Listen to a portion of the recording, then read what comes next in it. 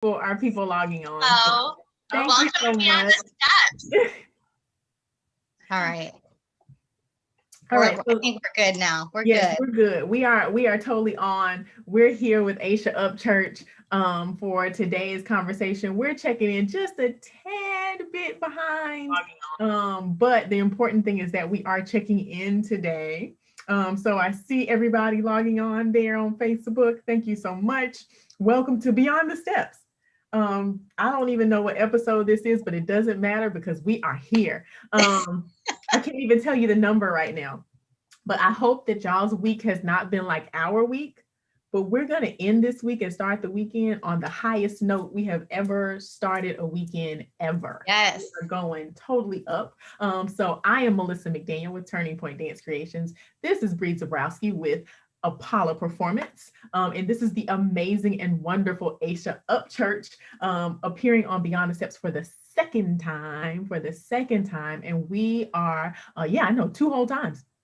And we are talking about how do we teach hip hop from a historical perspective so that the cultural significance is not lost. This is such an important topic and a timely topic because I know we are deciding on our schedules for next year, what classes we're going to be putting on our schedules and offering. And the thing is that we have to make sure that we are honoring this art form. It's an amazing art form full of pioneers and icons who have really invested and poured into it. And it is so important that we acknowledge that. We acknowledge the history, the evolution, the cultural influence, pay homage to the pioneers, and recognize the technique and skill that's required to hone the craft of being a hip hop dancer. So unfortunately, those are things that are frequently missing. One, because the art form is young. Two, just because of the roots of the art form, people are not necessarily really checking for that at this point. So we have to change that, and that's what we are here to do. So we have Aisha here with us, and I want Bree to tell you a little bit about her before we jump into it. This conversation is going to be awesome. Yeah, welcome back, everybody. Thank you, Aisha, for being here. For those of you guys that missed the episode, we had her last time. I want to tell you a little bit about her. So she is the dancing diplomat, award-winning artist, passionate educator, and sought-after consultant who creates and facilitates and designs for radical change. She holds an MA in International Peace and Conflict Resolution from American University and an EDM from Harvard University. Aisha is a lecturer on education at the Harvard Graduate School of Education, where she has pioneered courses and initiatives to elevate hip hop and movement as necessary tools of transformative education. She is the founder and director of Hip Hop X, which is a lab project that explores the power of hip hop in education through intergenerational programming. And she also has a media and merchandise project, DOPE, which stands for Dismantling Oppression and Pushing Education. Aisha, thank you for being here again on this crazy Friday. Thank you for jumping in so quickly. We appreciate you being here. I know, obviously, you're passionate about elevating the art form of hip hop dance. And what is it about hip hop dance for you that makes it so transformative for those of us who learn to perform and learn it and teach it as an art form? Great question. And thank you all for having me back. You know, I feel like you all are my two of the like coolest people that Zoom Universe has gifted me. Like, you know how you used to like bump into people and be like, I remember I met you. It's like I met you on that one Zoom. So first of all, now, yes, that's how we all talk. I met you on Zoom. Yes. On Zoom, which is so indistinct now. But I appreciate the question. I appreciate this topic. And I really think it's quite simple. It's fun. Yeah. It's fun. And the simple part of that also, I think, highlights the crazy thing that happens as we get older is like we learn how the world works. And how the world actually works is not very fun. Right. And then therefore having to navigate through it. I think one of the things that we sacrifice when we have to lean into navigational energy is you have to like let some fun go. It's like, I just got to try to get through this. And hip hop is like fun. And I think it also, the movement in it is like all the body parts are in play here. Like we're not gonna really censor. We're gonna celebrate that the anatomy of the human body can move these different ways, and it's playing with the music and the polyrhythms. And so I think the fun and the joy in hip hop dance, street dance, is what just makes a lot of people get excited, because it's like this little invitation to like, do you want to have fun? And fun is one of the core principles of hip hop culture. So in a really kind of drill down response, it's the joy of it. So do you think that's the same thing that makes people underestimate hip hop as a genre and a style of dance, and why it's kind of undervalued in our studio culture? Yeah, and I see Melissa over there head nodding too. Because you know, just because something is fun does not mean that it does not have a rhyme and a reason. And so I also think, because we then think that fun means structureless and just whatever all the time, and that is chaos. Chaos for me, I don't find fun. I'm a cyclical kind of person, you know, I'm into spirals, but even that spiral has a rhyme and a reason to it. It's not just like, and so I think people go, oh, that's fun. That's an invitation for me to release. Where there is release, it should be easy. Yeah, I don't have to take this as seriously as my other style. The actual steps, if that's not natural to you, then it might not come easy. So then people get confused, like, wait, what? This is hard. This is real dance. It has a real rhyme and a reason. So yeah, thank you. I appreciate that. Yeah, I totally agree with that. I think that you know, and I've heard people say it plenty of times. I want to take a hip hop class this week because I want to take something fun. Yeah. And it's like, or conversely, you have the kids that train so hard in ballet and contemporary and lyrical that they don't want anything to do with it. And you're like, this has so much to offer you as well as those other styles. This is something else that you need to know and add to your repertoire. So I think it's two opposite sides of the coin there, right? Absolutely. Yeah. And I think also I'm borrowing from a student that's in one of my a class and I have now, and in their reflection, they were playing around with like lines in the body and just like playing with the lines. And the student was like, you know, instead of I invited the lines to just live in me. And when I read that and saw their movement exploration, it also invited me to think about what's my own immediate connotation of linearity and lines. And I tend to think like polar opposite, it must a zero sum game, as opposed to going, lines don't have to mean that they are straight and direct and excluding things. Lines can help define parameters and borders and tell you where you get to play around in.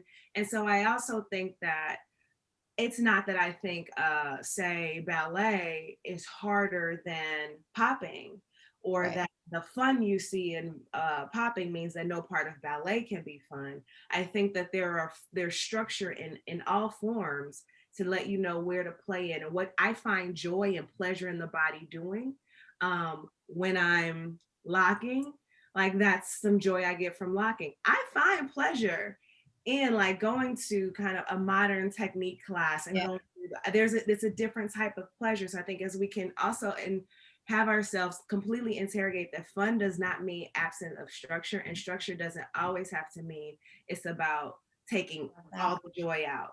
And so that's why I think it also gets hard for studios that are like, then they want to use hip hop as a one trick pony. Can you come in and just like our kids want to have some fun and play around with that hippity hop? And it's like, there's a little bit more to it than that. Yeah. Absolutely. I think that the next question that I have is really endless. I think it's kind of like one of those spirals that we can just keep going and going and going. But I think it's also important to establish some baseline knowledge for our viewers who are out there who may not have a hip hop dance background. So what are some, as concise as you can be, because I know it can just grow and grow and grow. What are some elements of hip hop dance as a discipline? So, I mean, basically, what makes hip hop hip hop? I mean, that's a loaded question. That's a thesis. That's a debate topic. I'm sure there's a couple of clubhouse rooms about it. I don't have an iPhone and I'm a proud Android, so I don't know what's going to happen in these clubhouses, but I imagine, it's a topic, and even in the like hip hop and street dance, and that's a conversation there. Like, what are we calling this? And who's calling it for what means? When are we using language like urban because we don't want to say hip hop, or we say urban because then we aren't like having to say like black dance. And so I think one of the core kind of tenets of hip hop movement is that it is the fine line, right? Freestyle and improvisation, engagement with those around you. It's part of the technique.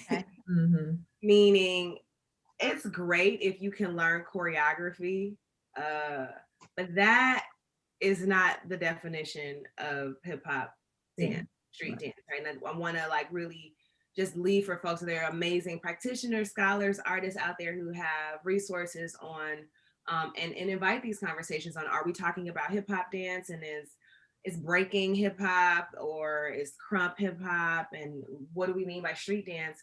And I think we just have to also like go back another step and go, we're talking about movement that comes from the African diaspora, the whole evolution of movement. So we are talking about call and response as part of the technique. Like, if I do something, you should know how to respond.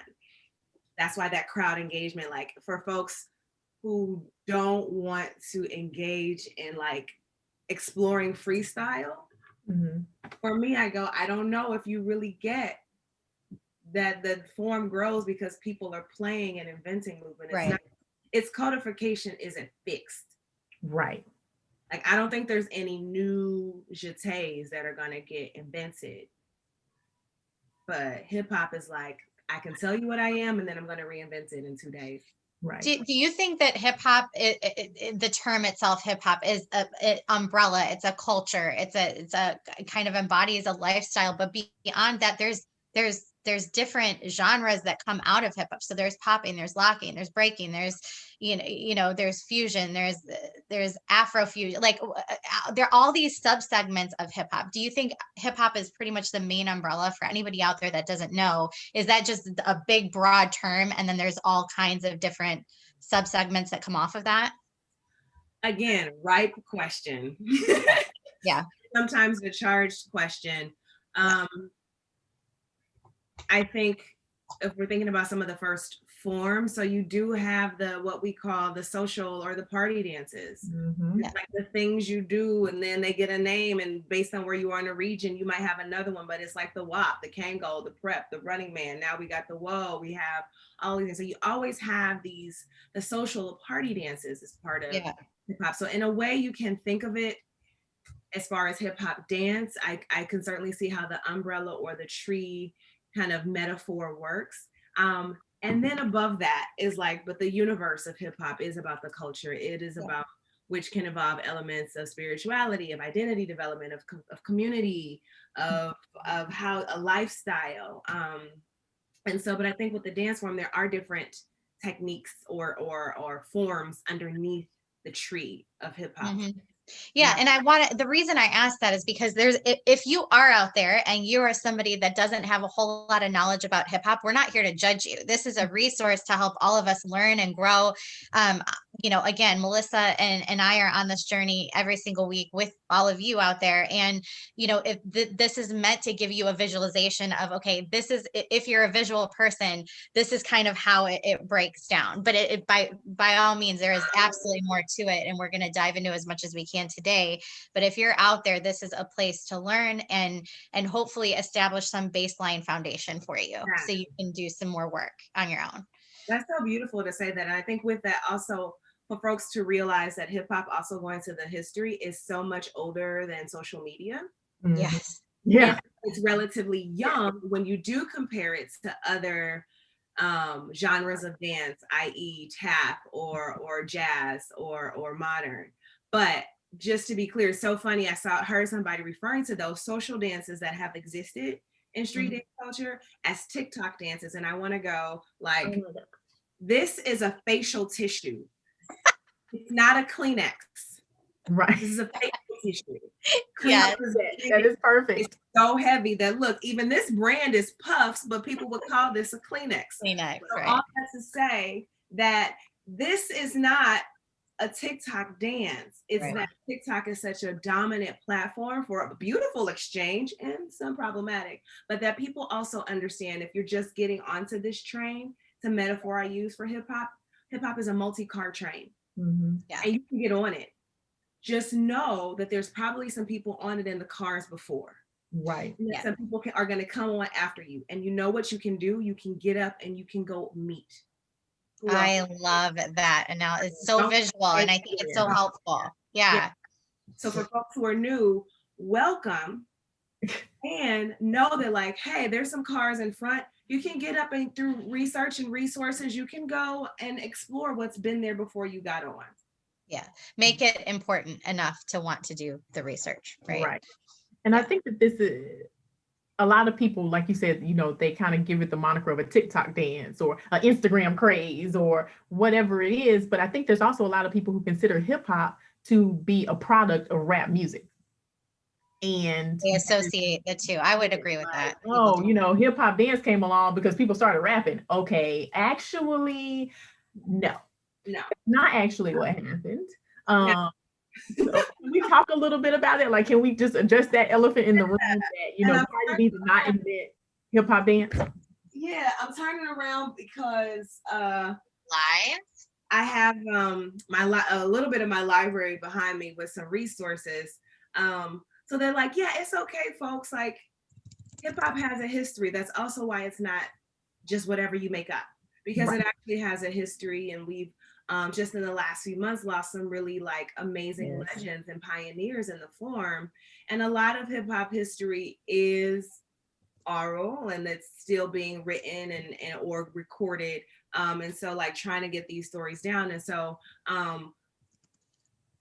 it's okay if people have that kind of benign, like I thought that's the order that they came in, but hip hop is the root. There were 5 core elements, and those are MCing, Mhm. or what we would call rapping, DJing, breaking or the dance, and graffiti. Mhm. And then the 5th one is knowledge, which kind of permeates everything.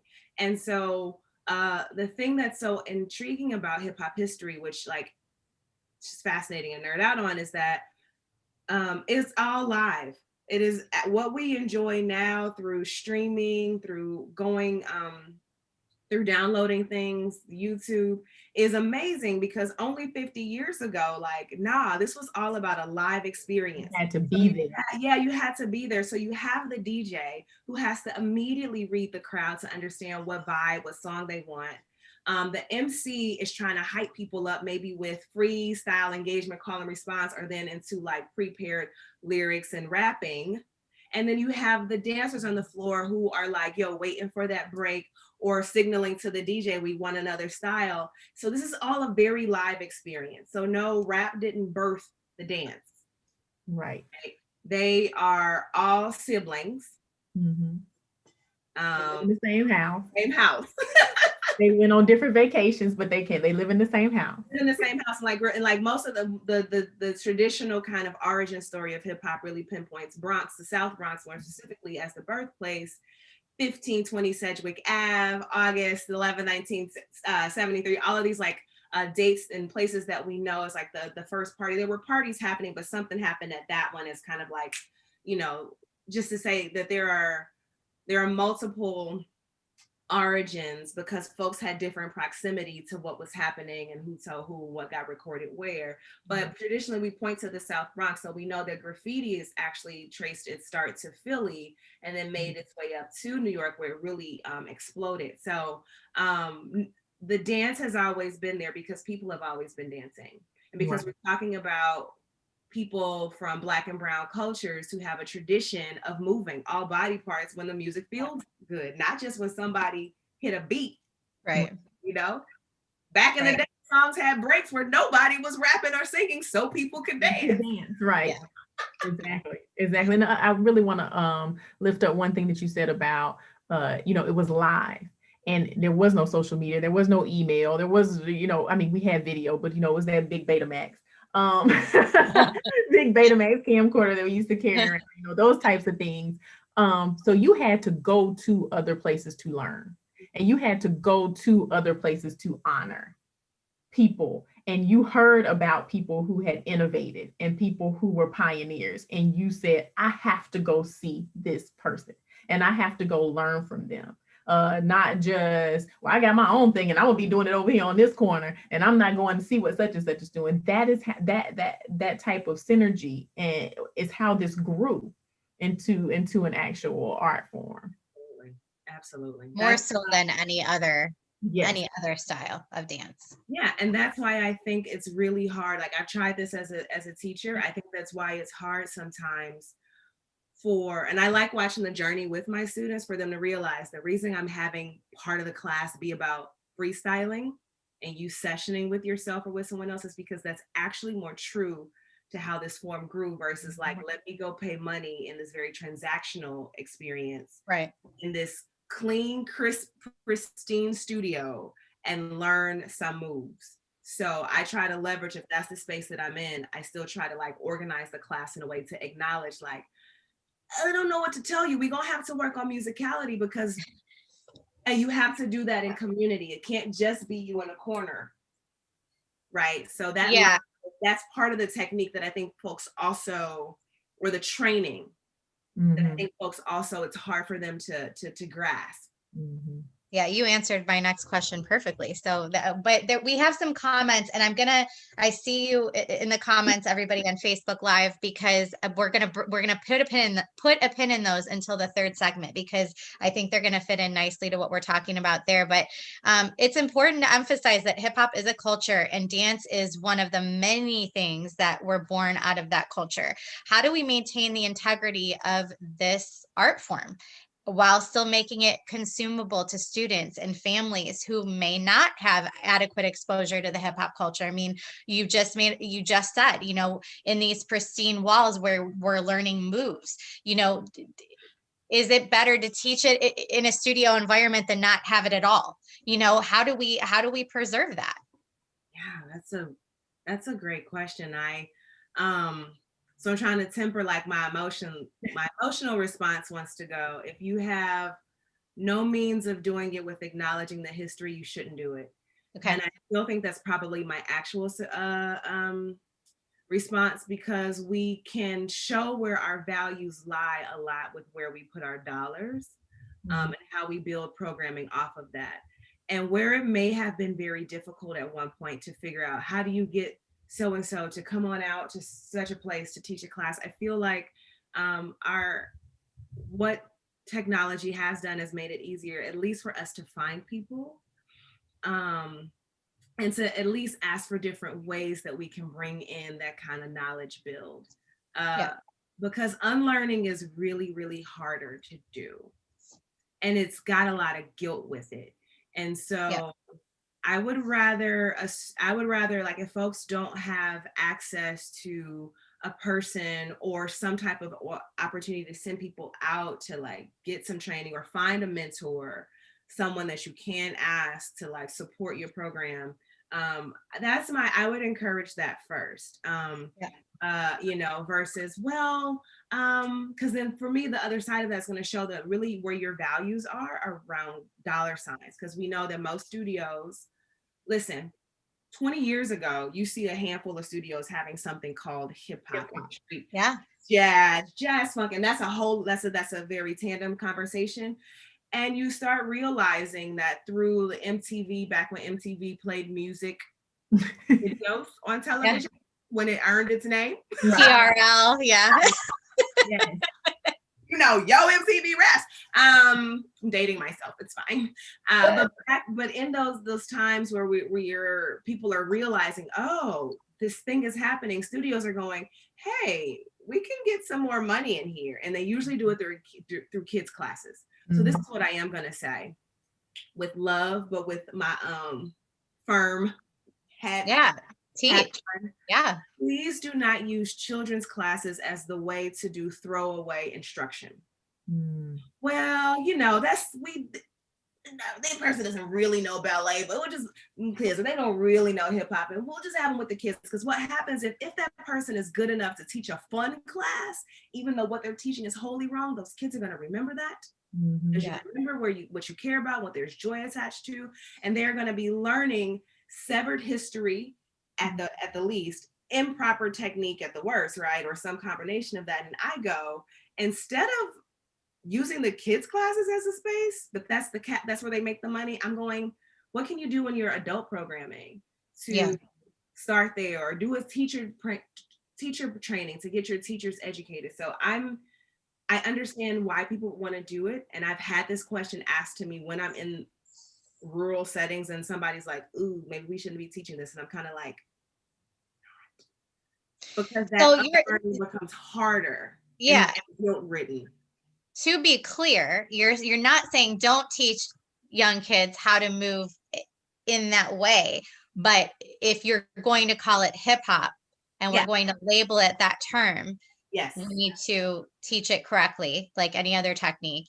And if you're not going to do that, and you're not going to teach it the way that it needs to be taught, referencing the rich history and the proper terminology and all of the things that go into it, and you're not going to start that foundation, maybe call it something else. Maybe we're calling it, And I know that might be uneasy for folks to hear. And again, this is in love, but it's really, I mean, we have to, at some point, you got to call a spade a spade. And if it's not, if what you're teaching actually isn't the thing, then call it what it is. It is, right. Don't teach it, because I will say this.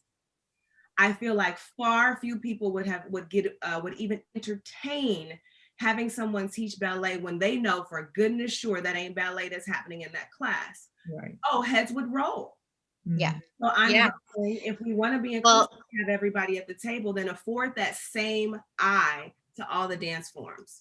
So then this is going off in a whole nother direction, but it's worth noting, when you go to competitions and you go to conventions, that ever broad hip hop category, cheerleading in it.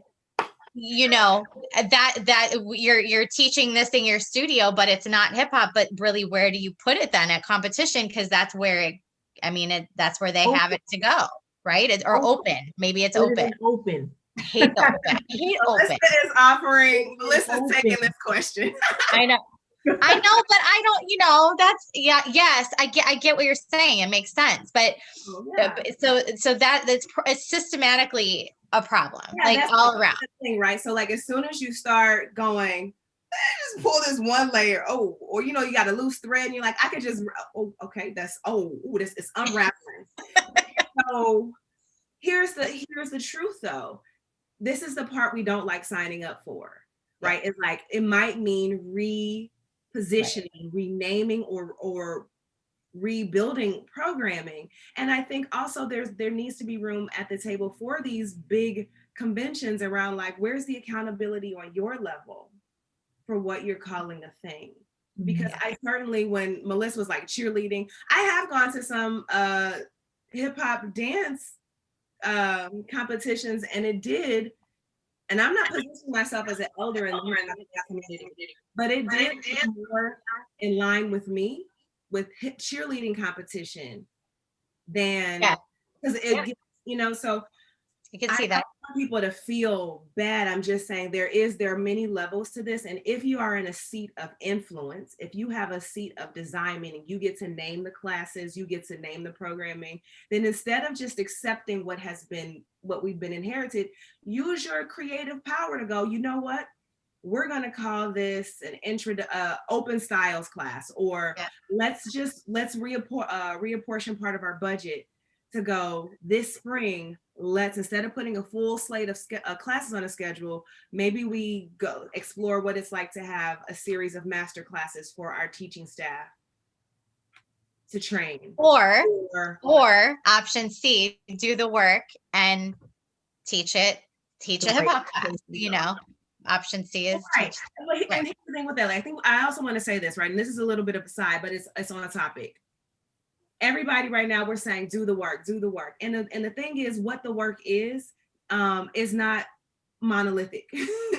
And my work looks different than both of your work, because contextually we're in different places. We have different seats of influence. You know what I mean? And so and how our own identities play into that. My own proximity and how I name my relationship with hip hop plays into that. So I also don't want people to feel like, well, somebody just told me to do the work and to just educate myself. I'm gonna go, okay, listen, we got different work to do, but it's nothing for me to say, look, I got 5 books, 5 DVDs for you to watch that would at the very least point you in the direction of somebody you can ask.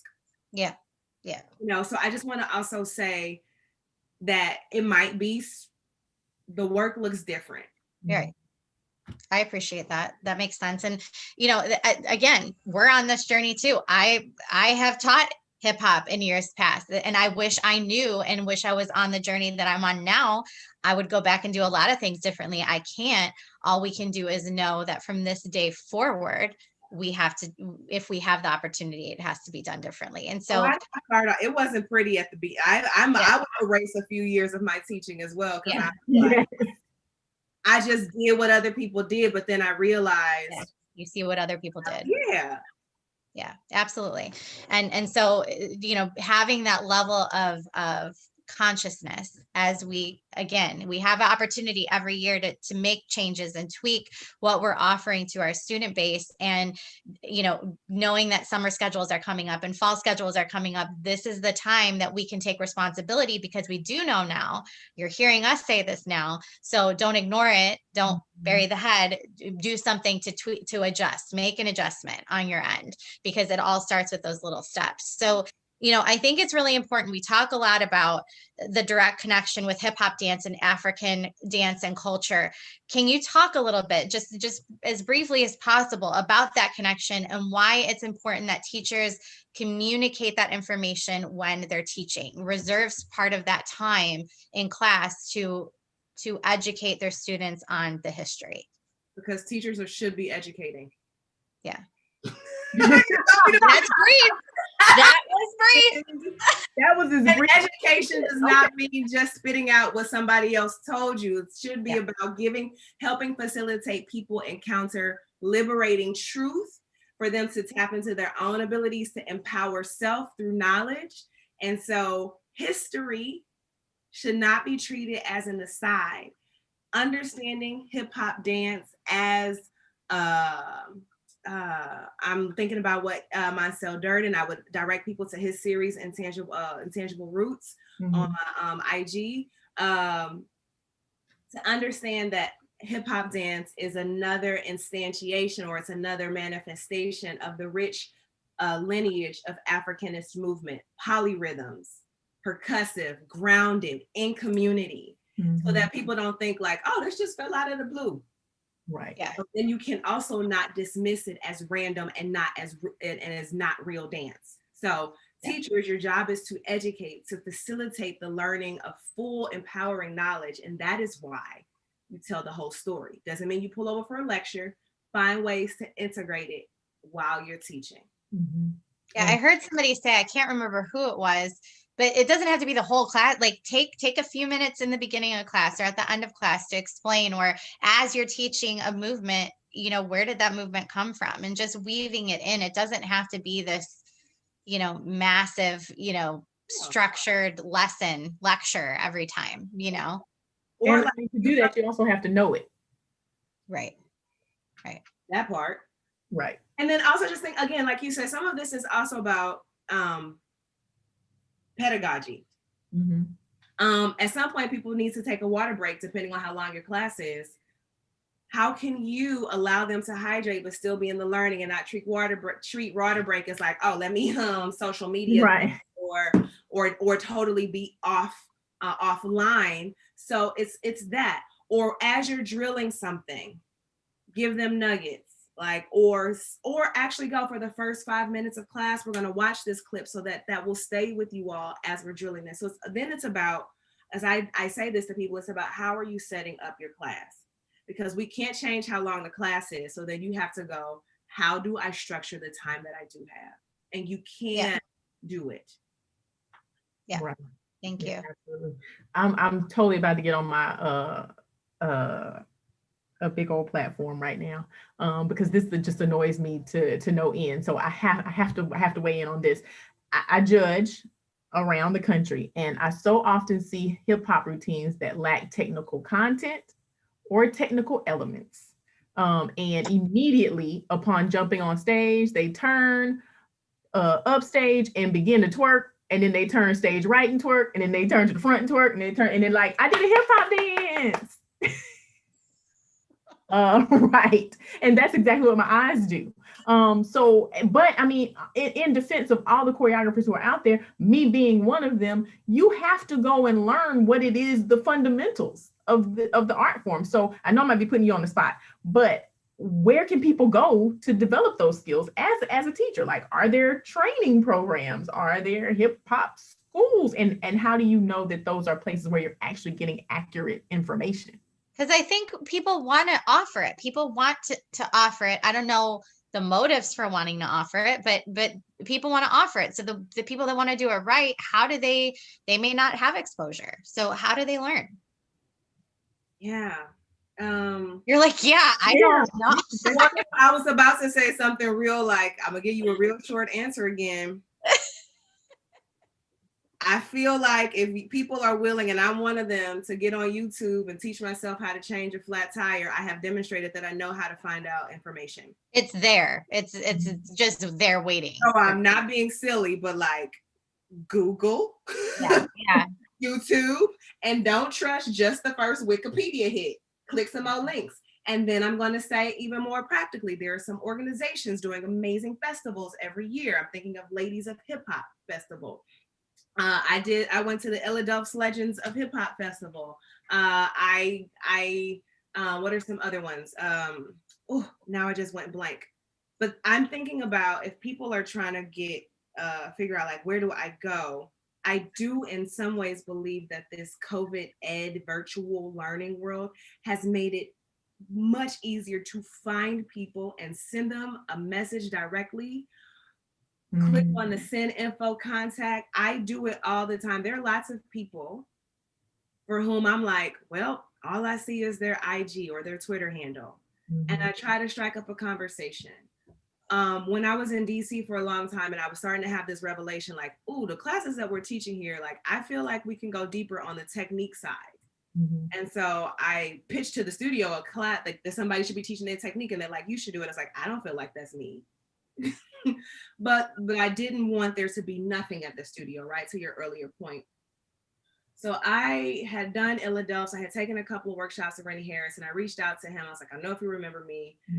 I've encouraged the studio I'm at, to do this. What are some resources that you would recommend that I can start like putting myself into to get my knowledge up, or like, who should I know? And he obliged and gave me some information, right? This was many, many, many moons ago. But at the core of it, I have not offered anybody to do something that you don't have the capacity to do. And that's to ask in some humility. And like, this person should respond, because they shouldn't have to, they don't have to, but that's at the core of it. There are festivals, there are people offering classes online. Also Camille A. Brown and Dancers, they're doing a whole series on social dance. Like that's part of the lineage that hip hop dance is a part of. So people can pull up to IG, people can pull up to Facebook Live, But to be fair, I think that requires first for people to take hip hop seriously. And I think that goes back to what we touched on in the beginning, is I think there's this general thought process that it doesn't require as much effort as other genres and other styles might. And so I think, first we have to give it some credibility and the respect that it deserves. And then I think once people hold it in that esteem and with the respect that it deserves, then that prompts them to put in the effort, because we put effort into things that mean something to us, right?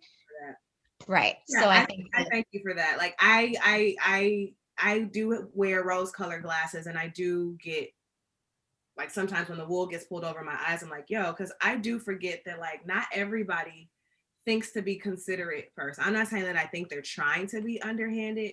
No. I love this thing so much that I want to honor it. Yeah. And the first thing is I want to like check my own relationship. And I want to get comfortable. Here's what I will say to practitioners, teachers out there.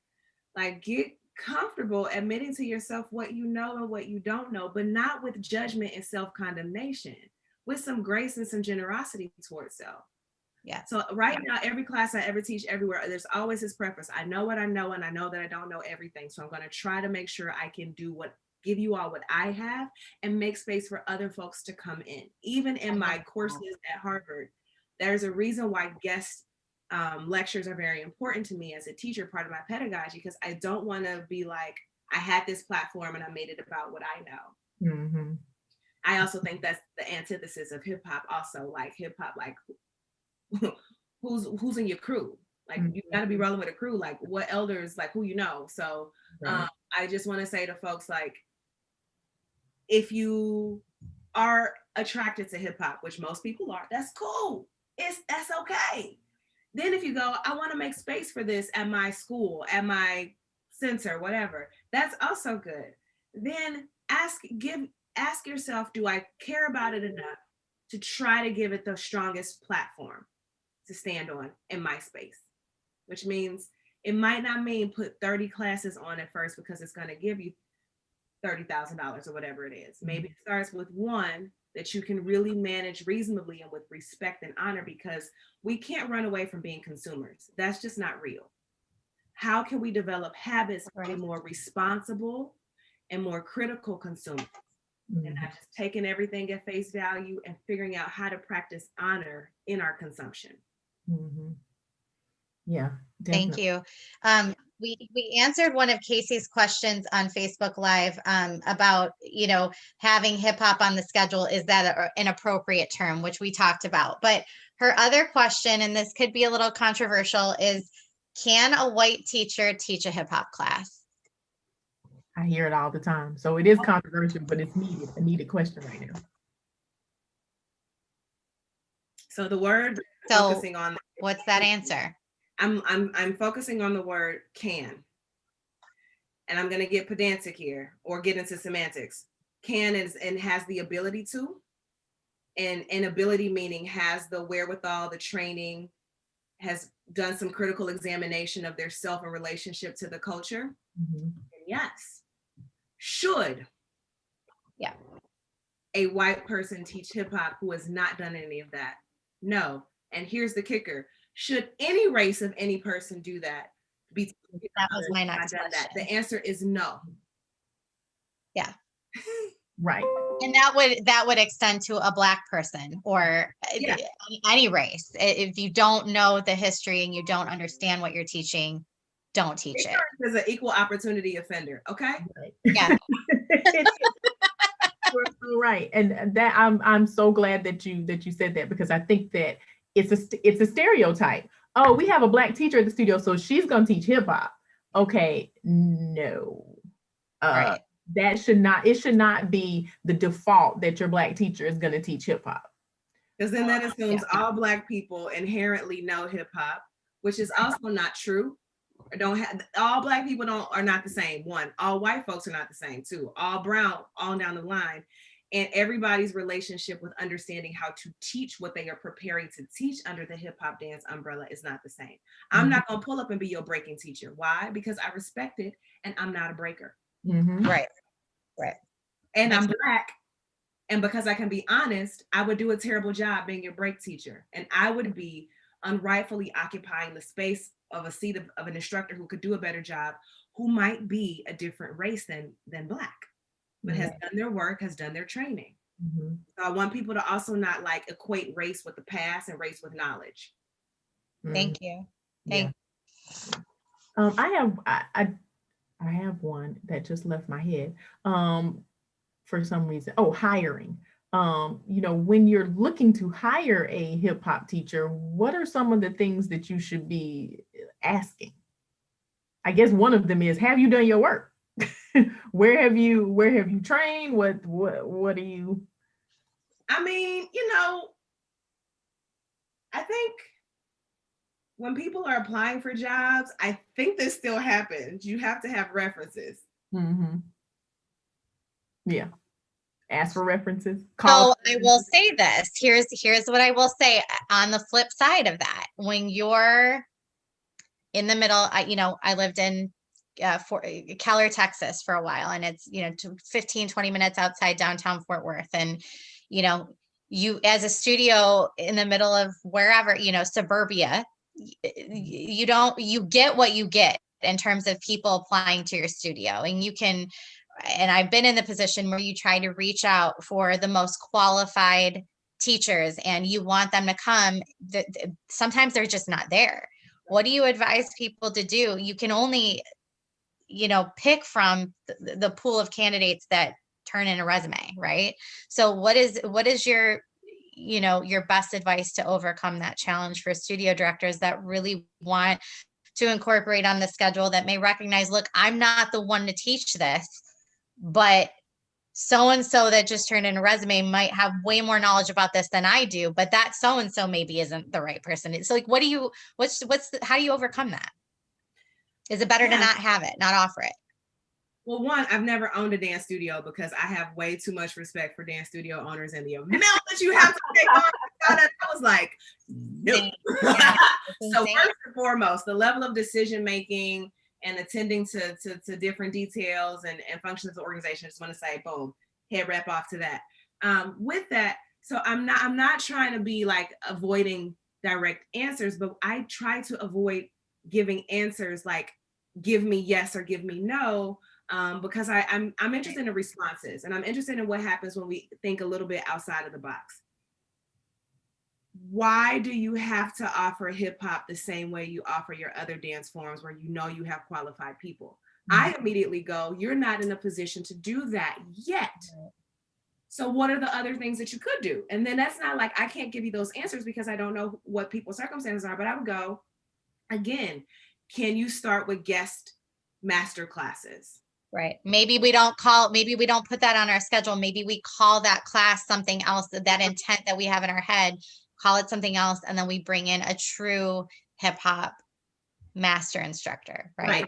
Can you go, hey, we were willing to pay somebody, I don't know, make up a number, $5,000 over the course of the year to be a hip hop instructor. What if we took those $5,000? We have these two people who are almost ready, but not quite ready. How can we invest in them learning more so that they are more ready to teach the class? Right. So I go, again, put on your designer head wraps, folks, and go, I don't have to accept the system as it works. People might not be ready for it, but if you're trying to do the work of, you cannot, who am I borrowing from? You can't you can't use master's tools to tear down master's house. So if we're trying to do the work of building in more equity, of practicing critical consumption and teaching of hip hop, you can't use the same tools that were used to keep it out. Right. Yeah. You're going to have to be inventive. And that might also mean you're going to have to be patient. And take advantage of a virtual ed. Gather your students in your safe space, pay for a virtual master to teach them. Take advantage of that now as you're creating the longer reality or vision to reality. Right. Absolutely. And if there's any group of people that can get this done and figure out a way through it and around it, it is the studio owners of the world. They're amazing what they've been able to juggle and create and hold and withstand this, especially this past year. So you guys are the group to make it happen. And that's what we're challenging you to think about, going forward is how can we provide this education and this instruction appropriately to our students and in a way that best honors the history and the culture that it comes from, right? So I move on to the action item though, because let's give homework. I want to give homework. I do want to say real quick, because I asked the question about hiring, and I think that this needs to be lifted up and recognized that in your hiring, when you're doing this and you're talking about who do I hire and who's the best person, you have to check your bias. Because the best person to teach hip hop may not be the person that you would normally hire. That person may have never taught a dance class in a classical setting ever in their life, but they are the best person to teach hip hop. So when you're looking around your town and you're like, I don't have any dance teachers that can teach dance. Is there somebody in your community that dances? And that's that creative design hat. And what would it mean to have them in the room with somebody who can help them build their pedagogy? because they got the talent. They there's something natural that they can do, but they're not the traditional teacher. Right. Thank you. Creative. Be creative. Like you said, studio owners, y'all already slaying the game. Because listen. Yeah. So, For real. They really are. So what's our action item? We like to give everybody homework as they move through the week. So what's the one thing that you want people to do? What can listeners do between now and next Friday to make progress in this area? I would love for folks to watch, I would say there's a documentary called From Mambo to Hip Hop. I think helps give you history and also definitely helps you lift up the Latinx roots of hip hop culture. But that may also give people a good jumping off points to go, oh, this thing isn't Ranzome. So I would say watch the documentary. Where is that? Where is that documentary?